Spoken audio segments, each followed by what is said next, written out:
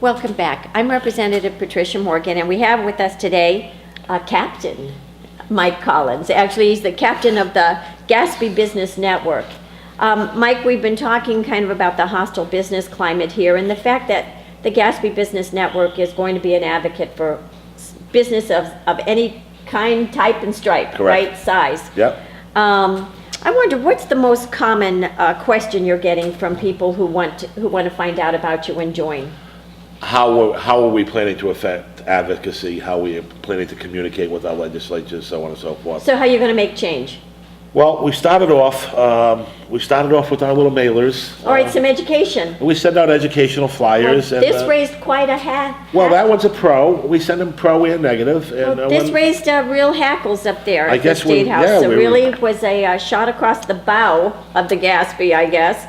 Well, it was. And we refer to, I guess, as dark money. We've been called a lot of things. So talk about, I don't know that our viewers can see this postcard. This was one in favor of a representative. Absolutely. Dan Riley. Who did a great job. He voted against tolls and everything else like that. And we felt that Dan's district needed to know of what a great job he's been doing at the State House in regards to business advocacy, no tolls, so on and so forth. So this was just to tell them how he has voted on different hot issues. Absolutely.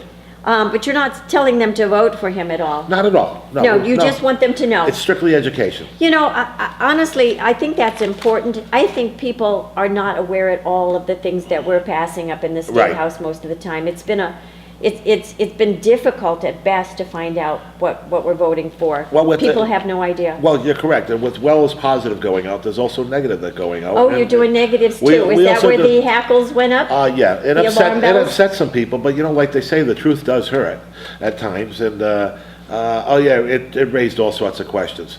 But let me rest assured, there is no dark money. That money came from the good people, the taxpayers of the state of Rhode Island, for that advocacy, okay, and through the Gaspee. And not necessarily all business money, right? Not it can necessarily. be anybody who wants to join Absolutely. and say, you know, my children are leaving Rhode Island to get jobs elsewhere.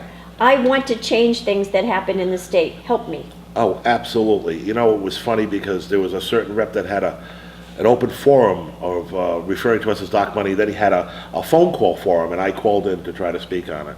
Who was that? McNamara. Oh, he's the state Democrat chairman. Oh, absolutely. And, well, he's called us dark money and so on. And I was listening to people on his... I know, he used every kind of cliche Yeah. attack against you that he could possibly. Well, pull we out. kind of got a chuckle out of it because, you know, it was funny because all that mattered, Pat, was that people really knew the truth, and he made himself look bad but by making accusations that were totally unfounded. But you didn't say anything that was untruthful. No, nothing in there A was postcard went into his district telling Absolutely. people how he's been voting, correct? Absolutely, yes. And again, maybe he didn't want the people to know. Well, you know what's funny, and not to get sidetracked just for a minute, but when I spent my time up at the State House, and the day of the Senate hearing, when it came down to brass tacks of them voting on roadworks, I asked a certain rep from Pawtucket if he ever read roadworks at 402 pages, and he looked at me and told me no.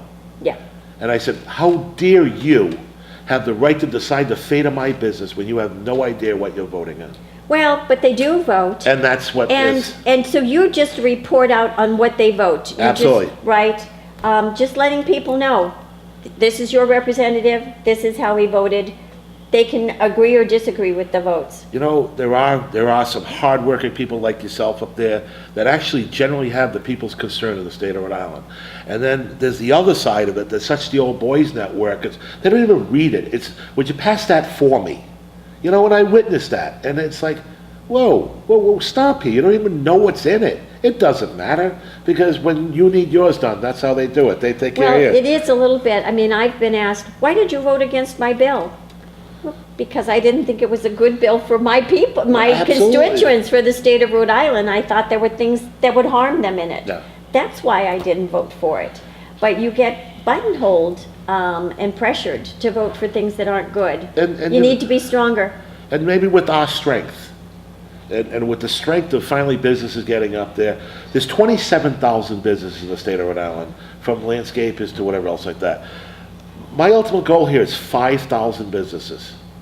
okay? 20%, okay? If you combine the chambers, that's what we'd have.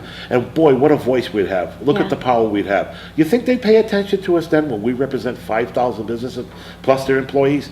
Damn straight they will. Yeah? Yeah, I think they would. But even more, if you can send out notices or postcards or something, just getting information into the hands of voters.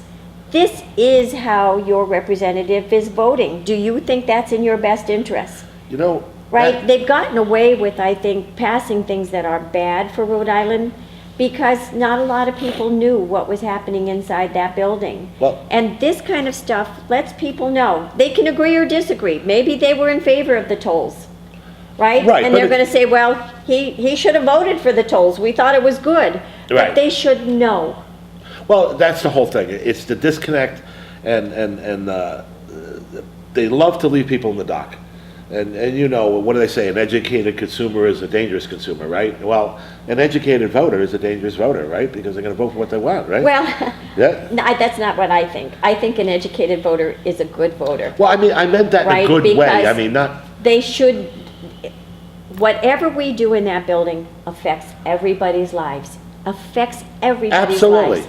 And they should know, oh, well, that hurt me. Or conversely, yeah, that was a good bill. I think I like that. They should have that knowledge, that information, and that's all you're giving them with these postcards, and I right? think at some point, when we get our status in numbers, and if there is surplus of funds, you know, this might be simple as hiring somebody to sit at that State House every day and report back to us of what's going through and look at the bills, and that we'll put out in our newsletter and our informational packets that go out to our members and say, here's what's going on, here's how things got voted on, and make people culpable of what their actions are. Yeah, and also call to action. Absolutely, So yeah. something like the toll bill, that was a big, very impactful piece of legislation that I think will hurt Rhode Island. Oh, all drastic. Rhode Islanders. And it's that call to action. People sometimes will sit at home and say, oh, but I'm just a little person. I can't stop anything. I'm just Yes, me you by can. myself. You allow them to join a network. So it's not just them by themselves, but you also tell them what to do.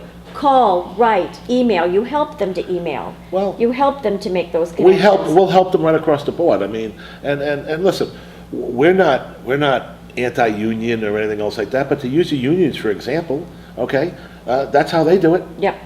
Okay, and you know, whether it's a rep up there they have, or a senator, or whatever it may be, okay, their strength is in their numbers. The strength is in the numbers. Right. And that's what Mr. Collins and the Gaspee Business Network needs. They need numbers, they need your support. And again, it can be any business in Rhode Island, it can be any individual who wants to see change. Absolutely. They are an educational organization, and we'll do also political advocacy. We need their voice in Rhode Island because there's just not enough voice for the business community up there. And as a result, we've seen businesses leave, we've seen jobs leave, we've seen our children leave. So I want to really thank you for putting the you. business network together. How do people get in touch with you? On the web, www.gaspee.biz, gaspee.biz, and there's a ton of information up there. You can read. It's all about memberships. We have a lot of informational stuff going on. We have things on there about our open house, once again, on the 23rd at the Radisson in Warwick at 5:30. All are invited. I encourage everyone to attend. Yep, and I encourage you too. So Gaspee.biz, and come out to the Sheridan on the 23rd. No, the Radisson. Radisson, whoops, Radisson on the That's okay. 23rd. Thank you. you.